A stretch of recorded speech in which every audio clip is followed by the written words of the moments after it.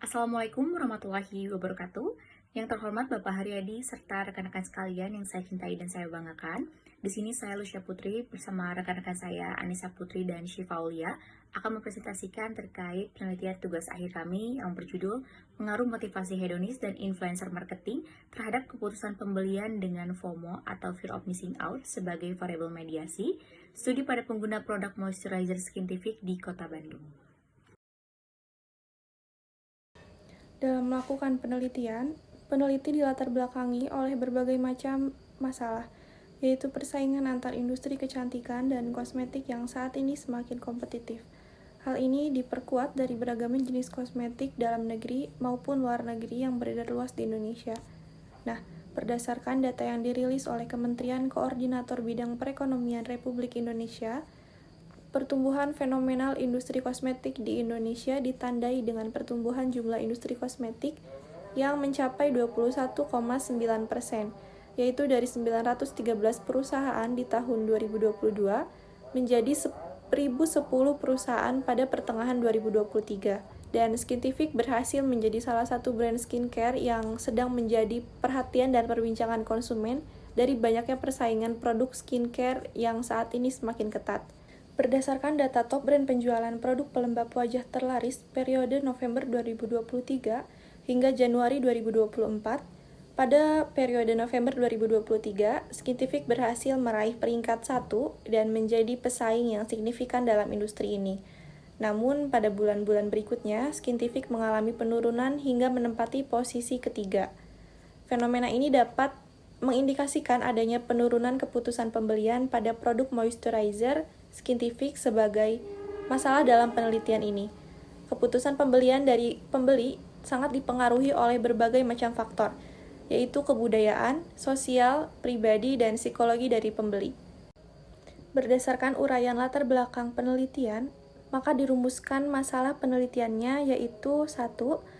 Apakah motivasi hedonis berpengaruh positif terhadap keputusan pembelian pada pengguna moisturizer Skintific di Kota Bandung?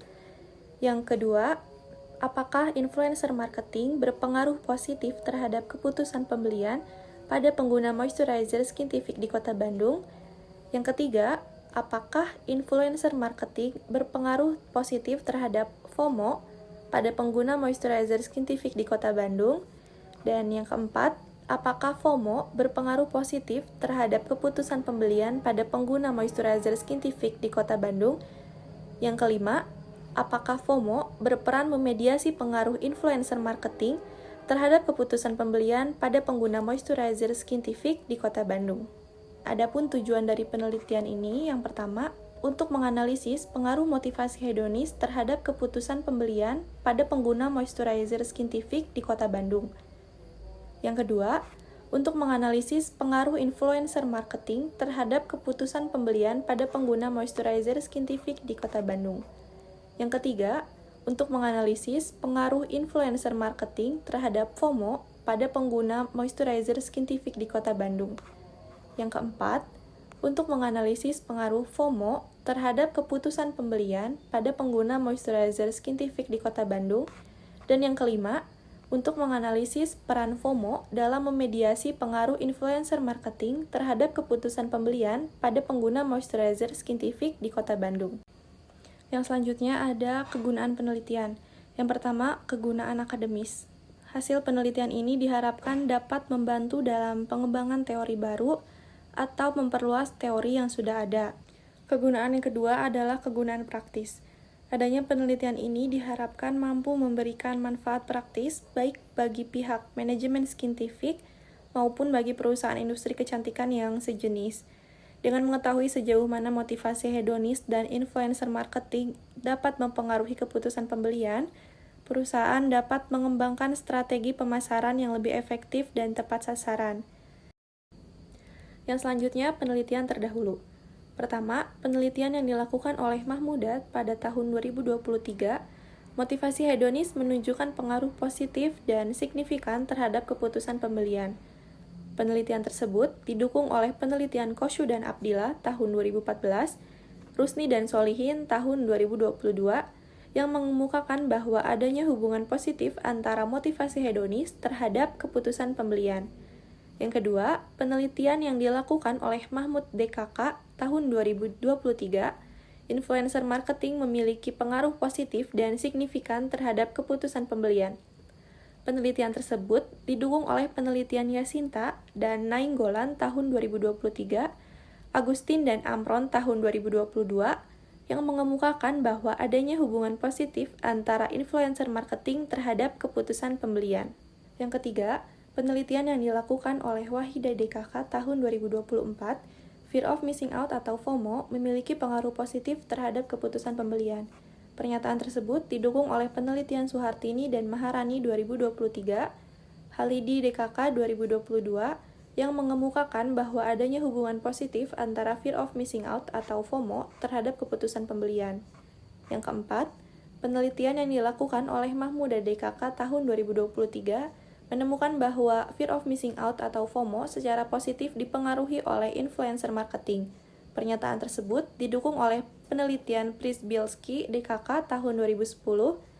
Influencer mempengaruhi pengikutnya untuk membagikan pengalamannya dalam membeli suatu produk di media sosial yang dapat menimbulkan kecemasan dan ketakutan jika tidak dapat memperoleh produk yang dipromosikan.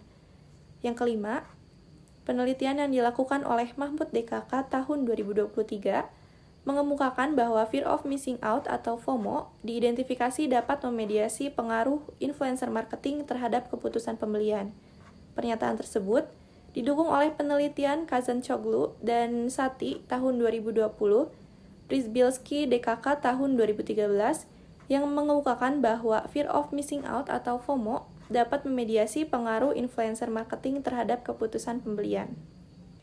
Nah, berikut ini adalah model konseptual dan hipotesis penelitian, di mana dalam penelitian ini terdapat 5 variabel, yaitu motivasi hedonis sebagai X1, influencer marketing sebagai X2, fear of missing out sebagai variabel Y, dan keputusan pembelian sebagai variabel Z. Peneliti mengajukan 5 hipotesis, yaitu hipotesis 1, motivasi hedonis berpengaruh positif terhadap keputusan pembelian. Hipotesis 2, influencer marketing berpengaruh positif terhadap keputusan pembelian. Hipotesis 3, fear of missing out atau FOMO berpengaruh positif terhadap keputusan pembelian. Hipotesis 4, influencer marketing berpengaruh positif terhadap fear of missing out atau FOMO. Dan hipotesis 5, fear of missing out atau FOMO berperan memediasi pengaruh influencer marketing terhadap keputusan pembelian. Baik, selanjutnya saya akan menjelaskan mengenai tabel operasionalisasi variabel. Pada tabel ini nantinya akan berisi suatu indikator-indikator dari setiap variabel yang akan diteliti. Variabel yang pertama ada motivasi belanja hedonis. Definisi motivasi belanja hedonis menurut Utami tahun 2010 adalah motivasi yang dimiliki oleh seseorang dalam berbelanja dengan tujuan untuk mendapatkan kesenangan semata dan memiliki persepsi bahwa belanja merupakan suatu hal yang dapat menarik berdasarkan pemikiran emosional orang tersebut. Lalu, indikator-indikator dari motivasi belanja hedonis menurut Utami tahun 2010, yang pertama ada kekuatan motivasi untuk mendapatkan pengalaman berbelanja produk skincare. Lalu yang kedua ada kekuatan motivasi untuk mendapatkan informasi dari teman atau keluarga tentang produk moisturizer Skintific. Lalu yang ketiga ada kekuatan motivasi untuk mengatasi masalah kulit wajah dengan membeli produk moisturizer Skintific. Yang keempat ada kekuatan motivasi untuk mengikuti tren dengan membeli produk moisturizer Skintific. Yang kelima ada kekuatan motivasi untuk membuat orang lain merasa senang dengan membelikan produk moisturizer Skintific. Lalu yang terakhir ada kekuatan motivasi untuk mencari toko yang menawarkan diskon pada produk moisturizer Skintific. Variabel selanjutnya ada influencer.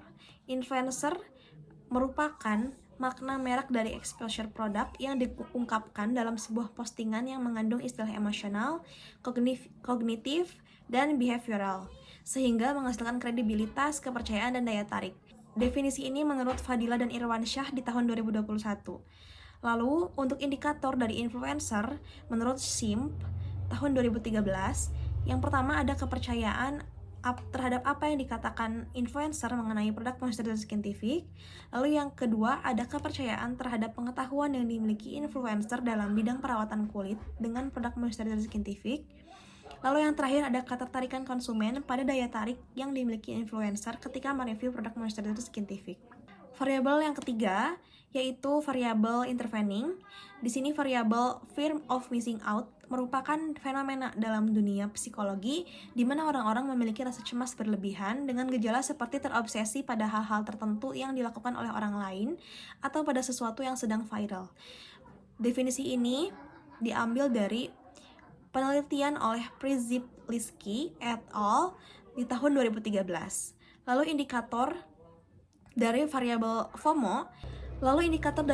FOMO menurut Przybyliski et al. Di tahun 2013 adalah yang pertama ada perasaan takut tertinggal dari tren terbaru dalam perawatan kulit menggunakan produk moisturizer scientific.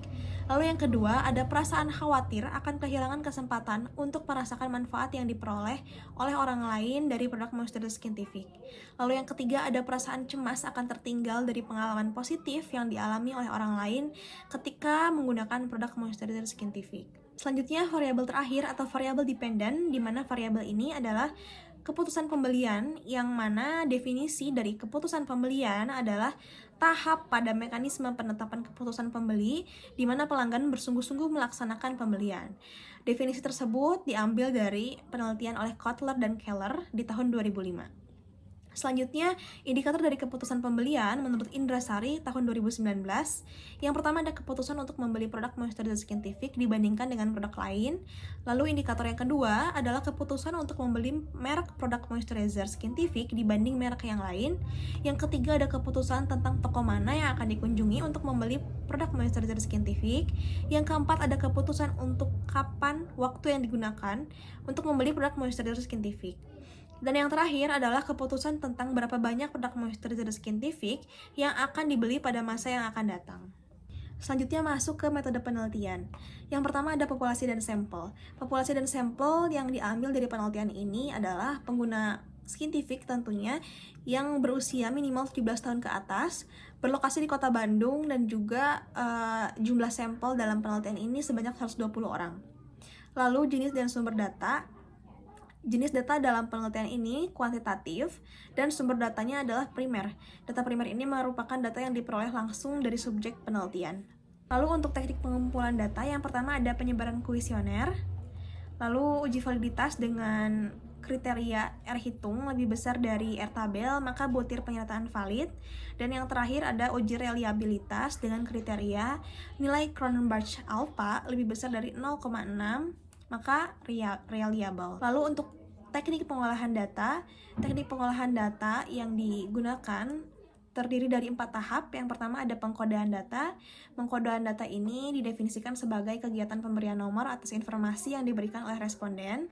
Lalu yang kedua ada pemasukan data, di mana data yang telah diberi kode kemudian dimasukkan ke dalam database. Selanjutnya ada pengeditan data, di mana setelah data dimasukkan, selanjutnya data diedit.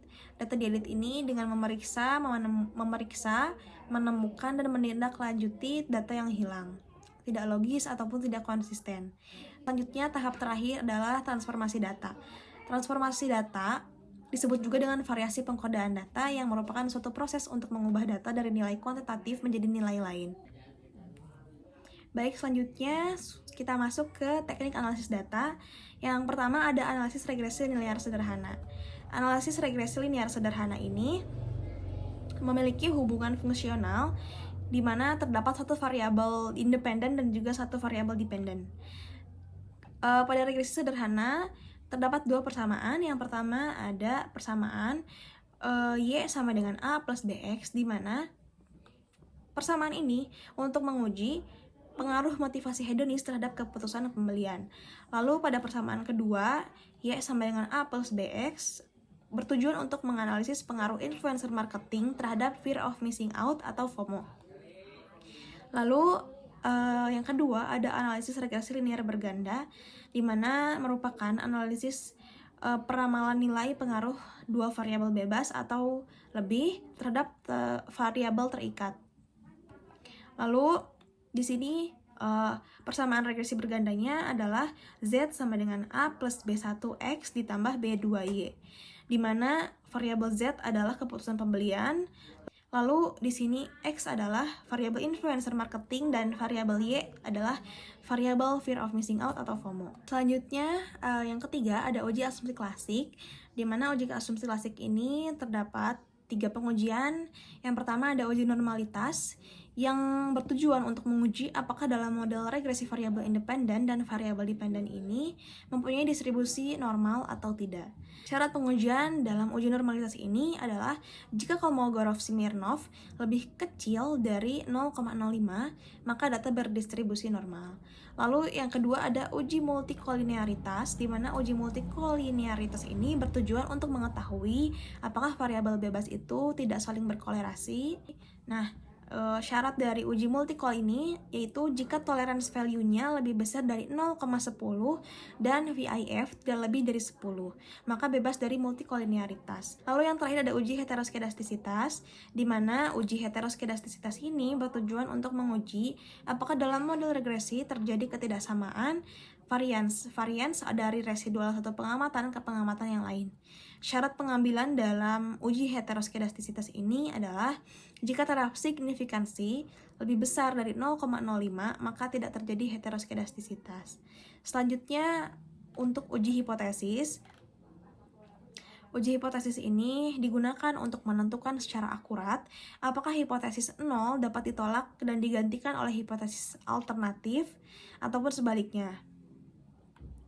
Nah, kriteria uji T yaitu jika nilai T hitung kurang dari T tabel atau nilai signifikansi lebih besar dari 0,05, maka H0 diterima dan HA ditolak.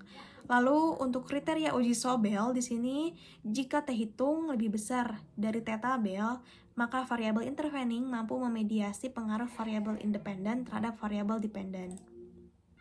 Selanjutnya masuk ke hasil uji validitas dan reliabilitas pada variabel X1. Variabel X1 di sini merupakan variabel motivasi hedonis dengan memiliki 6 indikator.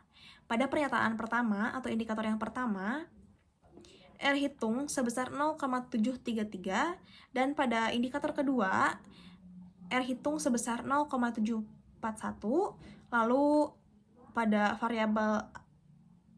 pada indikator ketiga memiliki nilai R hitung sebesar 0,723 dan pada indikator keempat memiliki R hitung sebesar 0,724.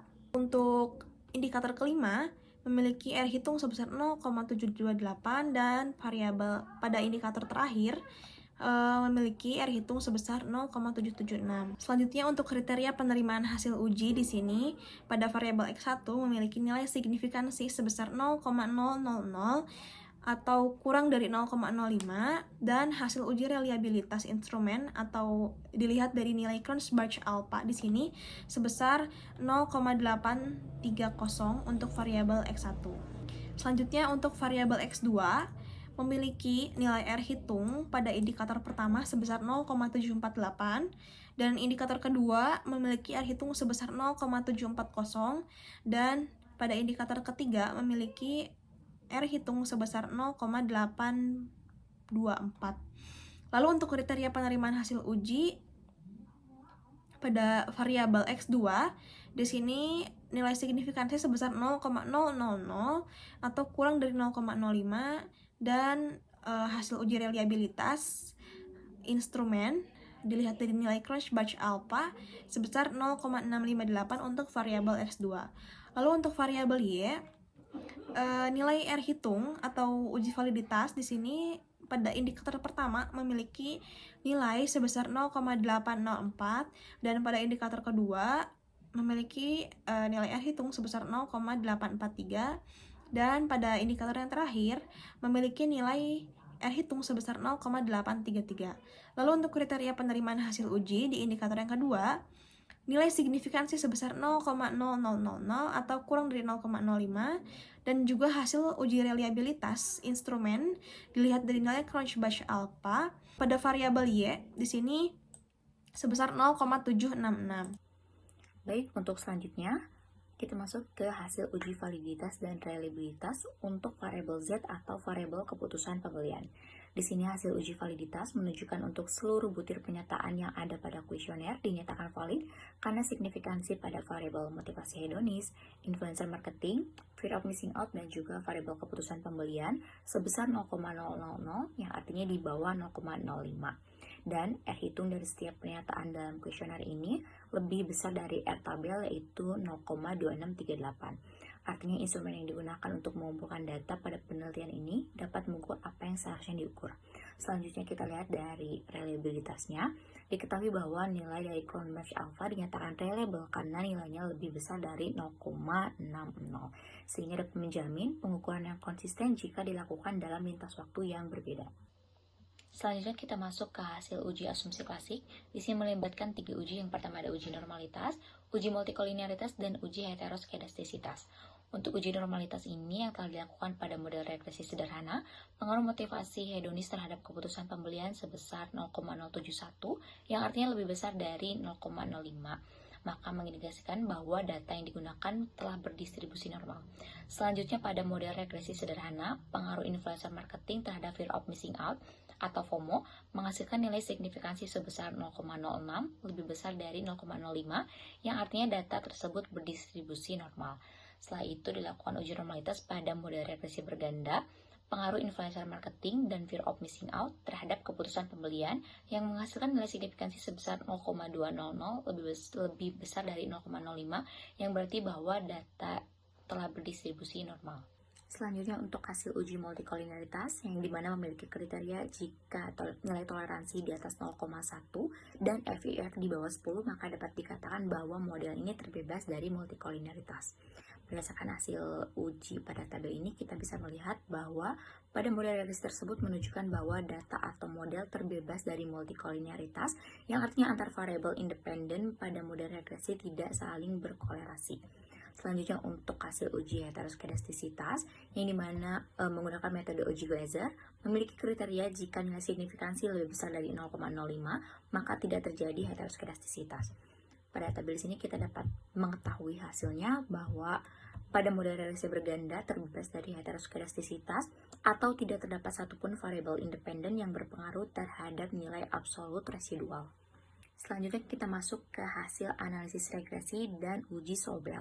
Di sini kita menggunakan 2 regresi. Yang pertama ada regresi sederhana dan juga regresi berganda.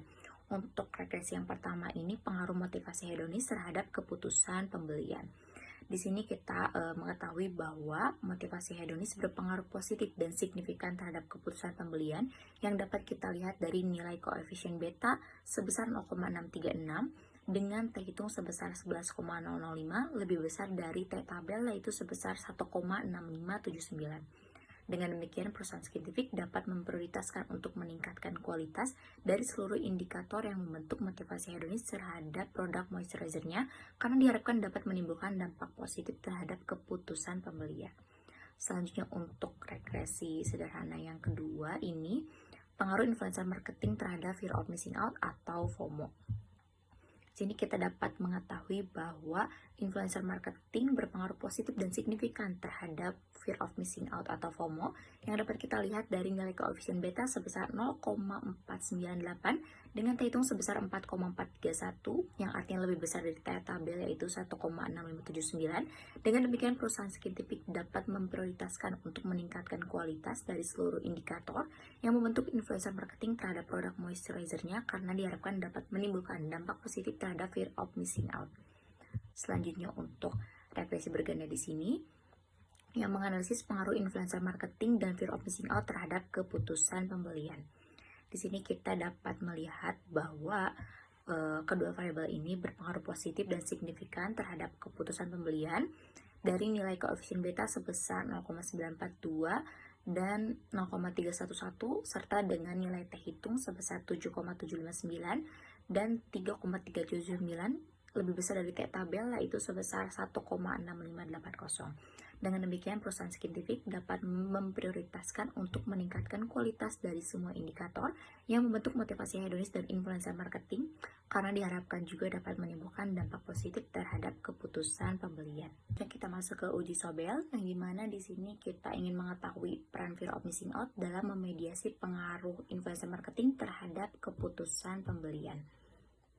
Berdasarkan uji Sobel tersebut diperoleh T hitung fear of missing out dalam memediasi pengaruh influencer marketing terhadap keputusan pembelian sebesar 2,6910 lebih besar dari T tabel 1,9805 Dengan demikian, fear of missing out berperan dalam memediasi pengaruh influencer marketing terhadap keputusan pembelian. Selanjutnya kita masuk ke hasil uji hipotesis, yang dimana kriteria penolakan H0 jika T hitung lebih besar dari T tabel dan jika nilai signifikansi lebih kecil dari 0,05. Untuk T tabel regresi sederhana yang pertama atau untuk H1, ini sebesar 1,6579. Untuk regresi sederhana yang kedua atau H4 sebesar 1,6579. Untuk T tabel regresi berganda H2 dan H3 sebesar 1,6580, dan T tabel untuk uji Sobel atau untuk menguji H5 ini sebesar 1,9805. Di sini kita dapat menyimpulkan untuk H1, motivasi hedonis berpengaruh terhadap keputusan pembelian. H2, influencer marketing berpengaruh terhadap keputusan pembelian. H3, fear of missing out berpengaruh terhadap keputusan pembelian. H4, influencer marketing berpengaruh terhadap fear of missing out. H5, fear of missing out memediasi pengaruh influencer marketing terhadap keputusan pembelian. Berdasarkan hasil penelitian yang melibatkan 120 orang responden dengan karakteristik pernah membeli produk moisturizer Skintific yang berdomisili di Kota Bandung dan berusia minimal 17 tahun atau Gen Z, kita dapat menyimpulkan bahwa yang pertama, motivasi hedonis berpengaruh positif terhadap keputusan pembelian pada pengguna moisturizer Skintific di Kota Bandung. Yang kedua, influencer marketing berpengaruh positif terhadap keputusan pembelian pada pengguna moisturizer Skintific di Kota Bandung. Yang ketiga, influencer marketing berpengaruh positif terhadap FOMO atau fear of missing out pada pengguna moisturizer Skintific di Kota Bandung. Yang keempat, FOMO berpengaruh positif terhadap keputusan pembelian pada pengguna moisturizer Skintific di Kota Bandung. Yang kelima, FOMO berperan memediasi pengaruh influencer marketing terhadap keputusan pembelian pada pengguna moisturizer Skintific di Kota Bandung. Mengacu pada hasil temuan penelitian ini, disampaikan beberapa saran yang termasuk ke dalam implikasi ilmiah dan implikasi manajerial. Untuk implikasi ilmiah, bagi peneliti selanjutnya disarankan untuk melakukan penelitian dengan sampel yang lebih banyak lagi sehingga hasil penelitian yang didapat bisa lebih baik. Selanjutnya diketahui bahwa semua hasil dari penelitian ini mendukung hasil penelitian sebelumnya. Namun kepada peneliti selanjutnya disarankan untuk mengusulkan konsep lain yang mempengaruhi keputusan pembelian seperti word of mouth, brand image, kualitas produk, kualitas pelayanan, dan juga kualitas harga.